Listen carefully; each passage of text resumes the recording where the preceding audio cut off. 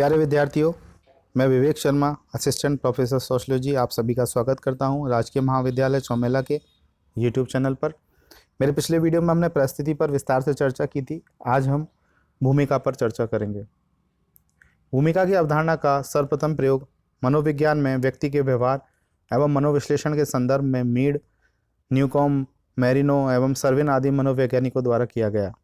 समाजशास्त्र में भूमिका को परिस्थिति का गतिशील या व्यवहारिक पहलू माना जाता है। परिस्थितियां धारण की जाती हैं जबकि भूमिकाओं का निर्वाह किया जाता है। सामान्यतः हम भूमिका का तात्पर्य सिनेमा या नाटक में किसी अन्य व्यक्ति की नकल करने से लेते हैं। हम कहते हैं मीना कुमारी ने चित्रलेखा की, अमजद ने डाकू की, अशोक कुमार ने पिता की अच्छी भूमिका निभाई है, शशिकला ने खलनायिका की एक एवं प्राण ने खलनायक की श्रेष्ठ भूमिका अदा की है। किंतु समाजशास्त्र में भूमिका का तात्पर्य परिस्थिति से संबंधित कार्यों के निर्वाह से लिया जाता है।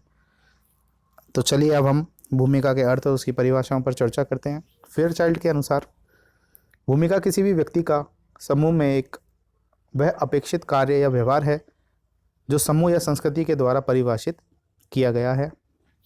एलियट तथा मेरिल ने परिभाषित करते हुए कहा है कि भूमिका वह कार्य है जिसे व्यक्ति प्रत्येक परिस्थिति के अनुरूप निभाता है।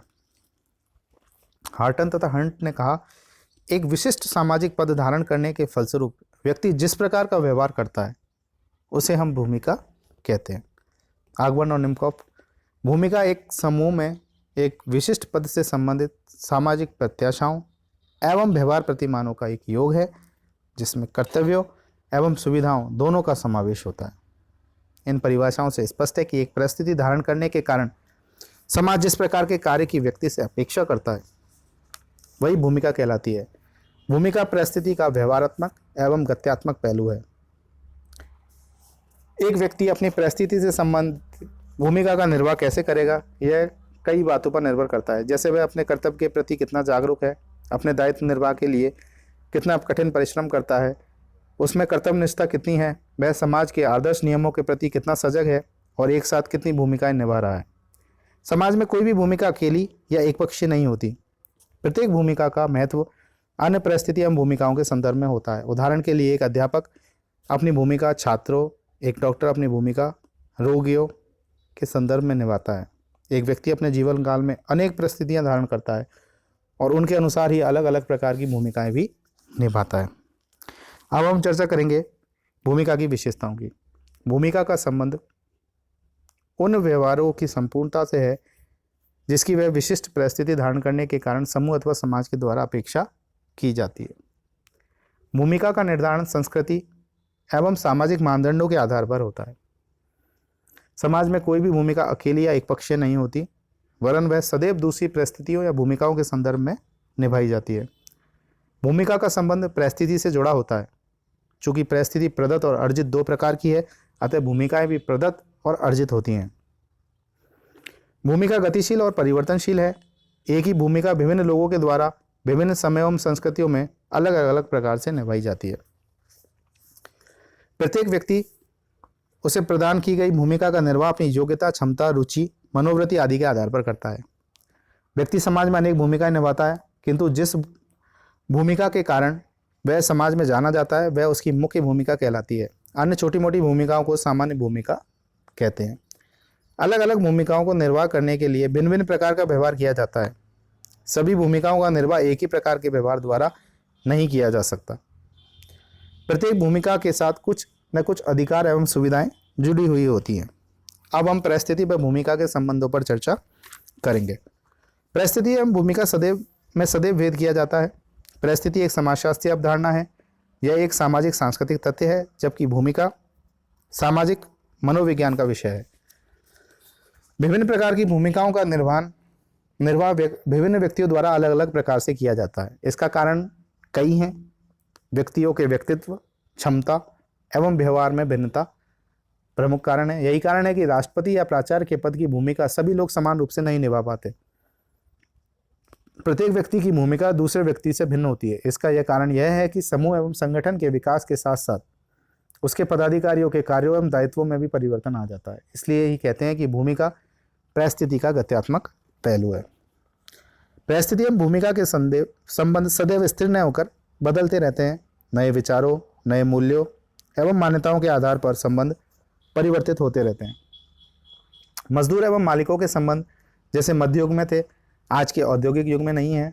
पति पत्नी, माता पिता और संतान के संबंध, शासक और जनता के संबंध, गुरु और शिष्य के संबंध जैसे वैदिक काल में थे वैसे आज नहीं है। इनमें से कई परिस्थितियों की प्रतिष्ठा एवं भूमिकाओं में अंतर आया है। परिस्थिति एवं भूमिका का इतना घनिष्ठ संबंध है कि दोनों एक ही सिक्के के दो पहलू कहे जा सकते हैं। कुछ लोग कहते हैं कि बिना परिस्थिति के कोई भूमिका नहीं होती और बिना भूमिका के कोई परिस्थिति नहीं होती। उदाहरण के लिए, यदि किसी संस्था में प्राचार्य की परिस्थिति न हो तो कोई भी व्यक्ति बिना प्राचार्य की भूमिका निभाए प्राचार्य कैसे हो सकता है? किंतु वीरस्टिड इस मत से सहमत नहीं है। वे कहते हैं कि दोनों ही पृथक पृथक भी हो सकते हैं। उदाहरण के लिए, विश्वविद्यालय के वाइस चांसलर द्वारा पद त्याग देने पर नए वाइस चांसलर की नियुक्ति तक प्रशासन द्वारा उसके कार्यों को बांट लिया जाता है। इस स्थिति में वाइस चांसलर की भूमिका निभाने वाले व्यक्ति को न तो हम वाइस चांसलर कह सकते हैं और न ही उसे वे सारी सुविधाएं प्राप्त होती हैं जो वास्तविक वाइस चांसलर को होती है। अब हम परिस्थिति और भूमिका के समाजशास्त्रीय महत्व पर चर्चा करेंगे। परिस्थिति एवं भूमिका मिलकर ही समाज व्यवस्था का निर्माण करते हैं और सामाजिक संगठन को सुचारू रूप से चलाने के लिए इनमें पारस्परिक संतुलन एवं तालमेल होना भी आवश्यक है। परिस्थिति एवं भूमिका समाज में श्रम विभाजन कर सामाजिक कार्यों को सरल बना देती हैं। ये समाज में सामाजिक नियंत्रण बनाए रखने में योग देती हैं, क्योंकि प्रत्येक परिस्थिति एवं भूमिका से संबंधित सामाजिक प्रतिमान एवं नियम होते हैं और व्यक्ति को उनके अनुरूप आचरण करने की अपेक्षा की जाती है।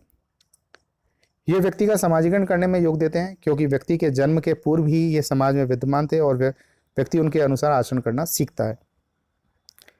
परिस्थिति एवं भूमिका व्यक्ति की क्रियाओं का मार्गदर्शन करते हैं और उसे बताते हैं कि किस परिस्थिति में उसे किस प्रकार की भूमिका निभानी है।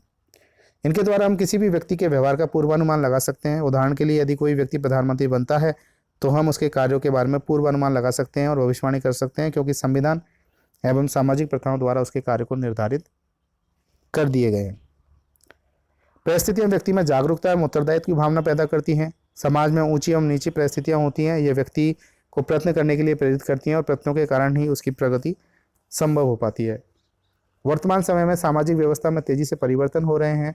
इससे परिस्थिति एवं भूमिका के पारस्परिक तालमेल में असंतुलन पैदा होता है। आज भूमिका प्रत्याशा एवं भूमिका ग्रहण में काफ़ी अंतर आ गया है। इसके कारण व्यक्तिक एवं सामाजिक विघटन की स्थिति उत्पन्न हो गई है। समाज व्यवस्था को सुचारू रूप से चलाने के लिए आवश्यक है कि व्यक्तिगत स्तर पर एवं सामाजिक स्तर पर परिस्थिति एवं भूमिका में संतुलन बना रहे और लोग बदलती हुई सामाजिक सांस्कृतिक व्यवस्था के अनुरूप अपनी भूमिकाओं को निभा सकें। प्यारे विद्यार्थियों, आज हमने भूमिका पर विस्तार से चर्चा की। मैं उम्मीद करता हूं कि आपको सामाजिक परिस्थिति एवं भूमिका की अवधारणा बहुत अच्छे से स्पष्ट हो गई होंगी और मेरा वीडियो अंत तक देखने के लिए आप सभी का धन्यवाद।